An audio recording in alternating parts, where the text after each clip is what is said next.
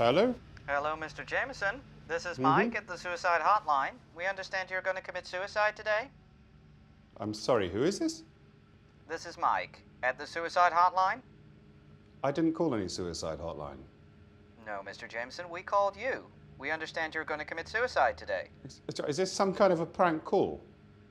I'm afraid not, sir. That would be an exceptionally poor taste. I'm sure you'll agree suicide is no laughing matter. Yeah, but I didn't. I'm not going to commit suicide. I'm sorry, who is this? It's Mike, Mr. Jameson. I believe we've already introduced ourselves, so to speak. And Yeah, denial is a completely understandable emotional response. I get it. But I take no pleasure in making this call, sir. Around here, we take death very seriously. Well, I should bloody well hope so if you work on a suicide hotline. And I hope you don't have your job there much longer, mate. It's nice that you think of me as a friend, Mr. Jameson, but I think you've confused us with an unrelated entity. The Samaritans, I don't know, turn to me, perhaps. Here at the Suicide Hotline, we take a radically different approach to our competitors. Instead of offering comfort and coping strategies, we're here to accelerate the suicide process. We're facilitators. Okay, I'm going to hang up now. Oh, you probably want some privacy at this, how should we say, delicate time. No, I totally get it, and I'll try not to keep you. In fact, we have a pamphlet available, and it's called, one sec, here we go. So you're going to kill yourself. See, modern life's so darn complicated, we think modern death ought to be more simple. So this should help grease the wheels of the whole life-death transition thing. And it's available in PDF, so if I can just take your email address, I'll fire that right across. Sorry, I'm not giving you my email address. Actually, I can't talk right now either. So what is it, the old ball and chain giving you a hard time? No, I'm not married. Well, I am married, I suppose. Oh, I get it. But, my bad. Although I got to admit, I had my suspicions. I come across this all the time. A guy's wife leaves him, and it's all too much. Whoopsie, knife across the wrist. Tragic. Okay, well, no, what made you think she left me? Did she? Well, lovely as it's been speaking with you, Mike. Oh, don't let me keep you. Don't let me keep you. Big day, huh? No, okay, no, it's not a big day. It's a fucking Thursday, which makes it a wee bit bigger than Wednesday and a tad less big than Friday. But actually, the only thing setting this apart from any other Thursday is that right now I've got some telephone terrorist harassing me in my own home. So now will you kindly piss off? Anger. What? Anger. I get that a lot. No, do you? Do you want any help joining up the dots on that one? No need. It's a pretty common thing where suicides are concerned. A key stage of grief and all that. Okay, right, look, I'll top myself if you go first. How does that sound? No chance of that, Mr. Jameson. I'm happily married. I just started doing CrossFit. I have a very fulfilling life. And what stages of grief got to do with anything anyway? No one's died. Not yet. Not ever. Well, not never, obviously, every day. Obviously, every bloody Thursday, thousands of times over. But exactly. What? Anyway, I'm not sure why these things mirror the stages of grief. I guess you're already grieving your impending death or something. I don't know. I can't really say I'm well versed in the finer points of existentialism, but it could just be you're grieving the loss of your wife. You know, they say as far as emotional impact goes, the breakup of a relationship is comparable to the death of a loved one, or a pet at least. Do you have a pet? No. Great. Much better that way. I love animals. Breaks my heart to picture somebody's dog whining and pawing at them while they've got their head stuck in the oven. Okay, well, I don't have a dog, so we're right there then, aren't we? Or a wife. But honestly, you should do your best to be happy for her, that she found someone else, and that really try to see her side of it. She hasn't found anyone else. No, that's not what happened. But she left you in the house, out of the blue, packed her bags, and went someplace else? Okay, how do you know I'm not the one who's left? It wasn't you who moved out. Sorry, you know that how exactly? Because you told me. When? A couple of minutes ago when you said I was harassing you in your own home.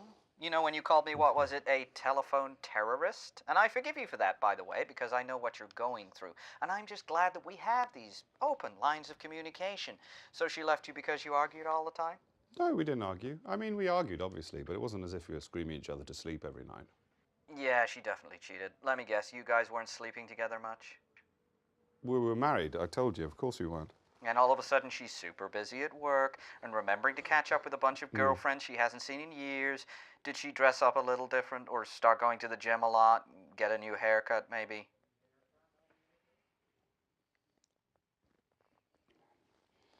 You can't kill yourself by sticking your head in the oven. This isn't the 1950s. See, I knew you'd done your research, buddy. I'm proud of you.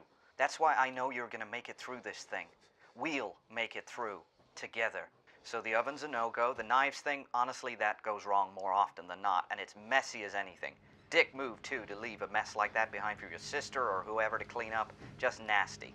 Now, pills, on the other hand, are a Look, I'm not going to kill myself, okay? I am not going to kill myself. People break up all the time and they move on.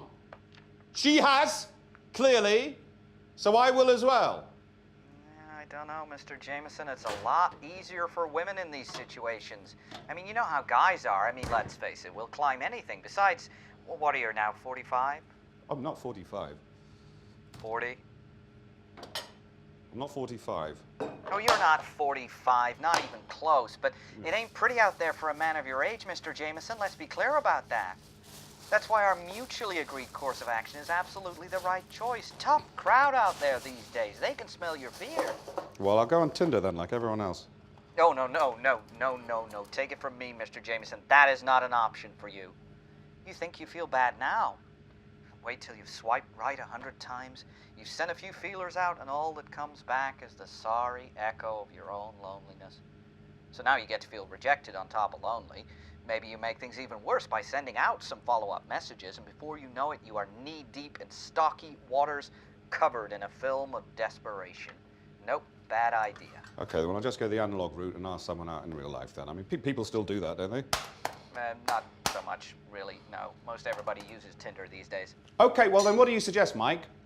Well, if it were me, Tom, may I call you Tom, I'd go with the pills all day long. I mean, 20 or 30 paracetamol is not a pills guy. Bad gag reflex or something. Gotcha. Don't No, worry, you there are can't call me Tom because that isn't my name. Oh, well, that's what I have in front of me, but my bad. What, do you go by your middle name instead, something like that? No, I go by Stuart because that's my name and always has been. So you're not Tom Jameson? No, still Stuart. Well, Stuart, there's no easy way to say this, but it looks like I'm speaking to the wrong guy.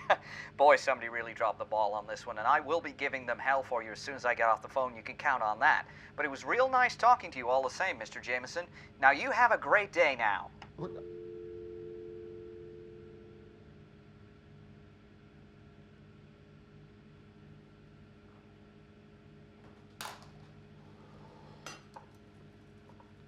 Ah! Shit!